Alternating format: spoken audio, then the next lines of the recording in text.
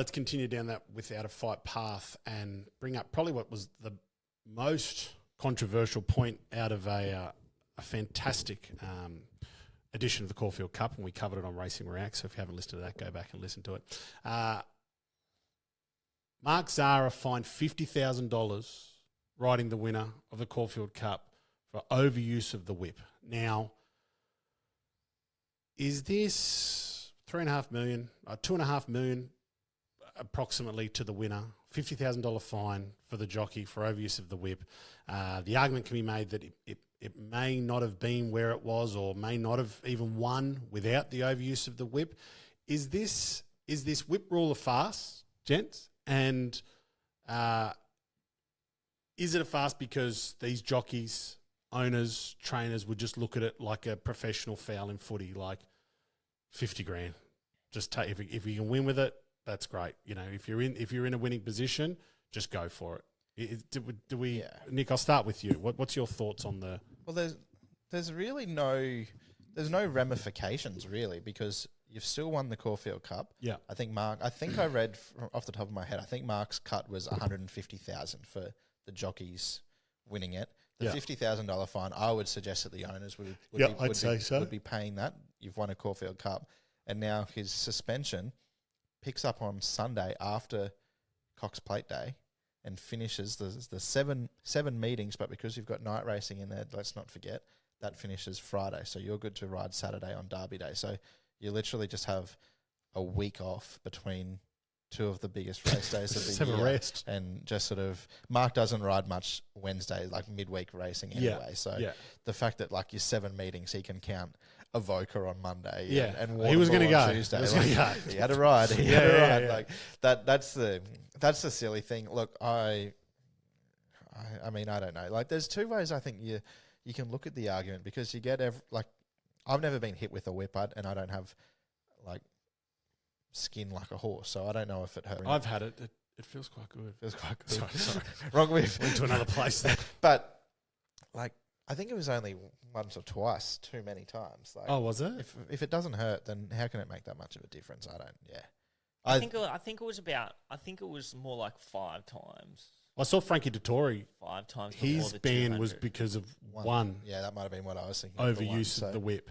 Mark might have been 5. And now he's not going to be able to ride in the Melbourne Cup. Yeah, I didn't know that, but I knew that he wasn't going to be able to ride in the Melbourne Cup. But obviously, I think the whip rule is a farce. But like, okay, we've got it in. I think the people who were saying that without a fight wouldn't have won the race if he didn't use more strikes, etc., I think they're wrong. How do we know? How do we quantify a margin to say this is how many strikes? How do we quantify a strike to a margin? We can't. Like, no idea. No idea.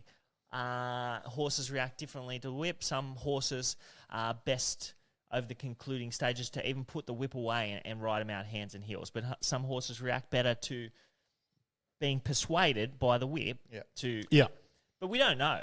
Like, we don't know. Different jockeys as well. Like, I think if I was in a ding-dong battle and I had William Pike on one of mine, I'd probably want him to put the whip away and go hands and heels, because he gets right down over the neck. Yeah, he gets low. Like, it's just like Blake said, it's unquantifiable to know like how much of a difference that might have made. You can't make a blanket rule. The only way the Vic stewards have held up a protest for overuse of the whip was Blake Shin. That was a dead heat? It was a dead heat because you could say, okay, well, any advantage gives you the race. So, okay, fair enough. So there's no way that the other horse would have beat without a fight, because he was just too strong over the concluding stages. Do I think that the punishment wasn't fair? Yeah, I think that 50K and 7 days, that's not the right punishment. But I do think we can bring in rules around punishment. So, like, first of all, lose your riding fee, and then we stagger the suspension. So he should have definitely missed a Saturday or something like that for that, because it's a bad look for the game, considering we have brought in that rule. The other thing, though, on that, in terms of he should miss a Saturday, and like, you've got to cop your punishment, but we're like in the heart of Spring Carnival right now. Like, do we want to be wiping out our best jockeys and having to, You know, like if Mark Zahra doesn't ride Melbourne Cup Day, like for example, you could end up with someone that's just not at that elite level riding in the Melbourne Cup, and you got to assume it's a deterrent though, so they are there because they're not doing it.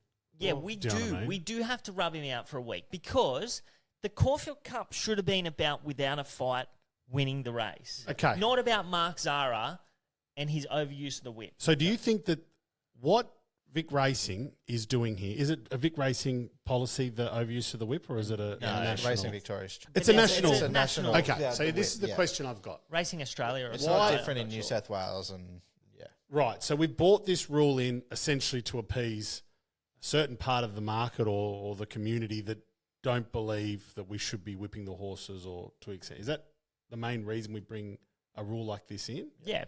Okay.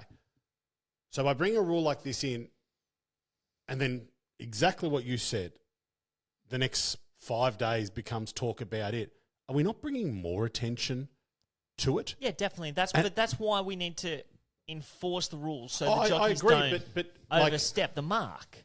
It should never have been a rule in the first place. This is what I'm getting padded whips. Shouldn't have been a rule, but if we have brought in the rule, we need to enforce it, and we need the jockeys to. So this is that's the point I'm trying to make. Like, why do we have this rule if the standard that we're holding can easily be? Yep, I know you're really not going to miss any major race day. We'll make that work for you, and it's 50,000. You know, and it's we'll do a big fine here because it's a big race, things like that.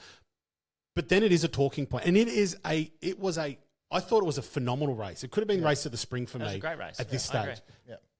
Yet we have seen more content. We have seen more, and we kind of judge what we're going to talk about based on the interactions on our pages and kind of how much of our audience engages in certain things. This was huge, and I feel like all we're doing is we're actually bringing a spotlight to the whip use, and especially this time of the year as well. Like, I don't know if you guys have noticed this on our socials as well. Like, we're getting more and more of them. They come out of the woodwork. We've had more about up to the cup and racing. Yeah, kills they just 2 weeks. They're great. They work. They're like the opposite of school teachers. They only work a couple of weeks a year, and the rest of it's a holiday for them. That's because they're lazy bastards and they sleep in every other day. Like, that's true. They only get out of bed.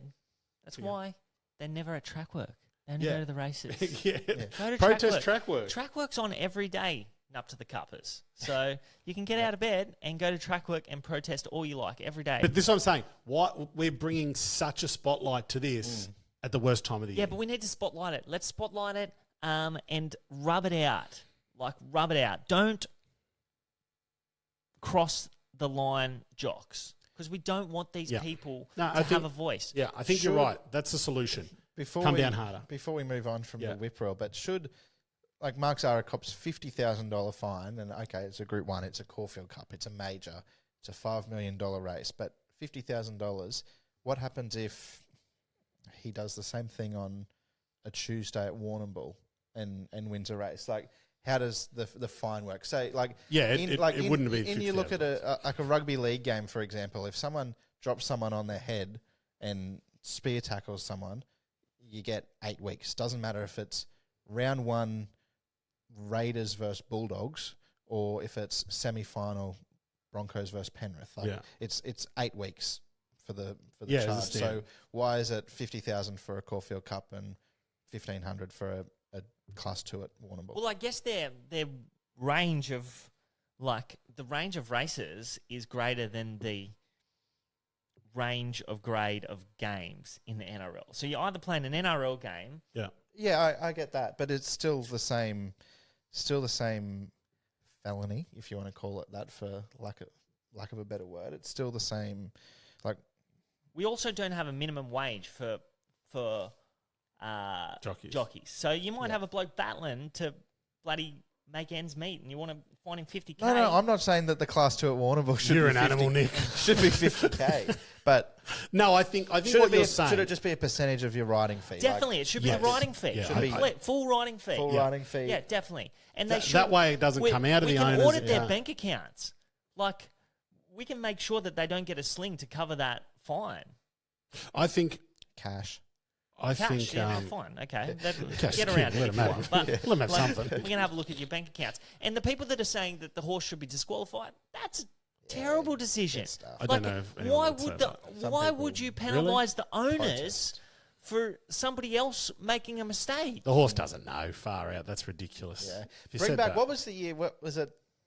The year that the big fall happened in the Cox Plate, was it Superimpose and Let's Elope ended up winning? Like, that was the photo finish. Like, you watch that replay and they would have hit their horse 40 times from the furlong, and it was just like the old windmill. Like, bring that back. Like, just open slather. I think, possibly the solution here is remove the rule and modify the whips further, and more make it a feather. More on the point and probably more accurate is what you said. Make it so the punishment is so harsh that it just completely deters any jockey from doing it. What's gambling really costing you? For free and confidential support, call the number on the screen or visit the website.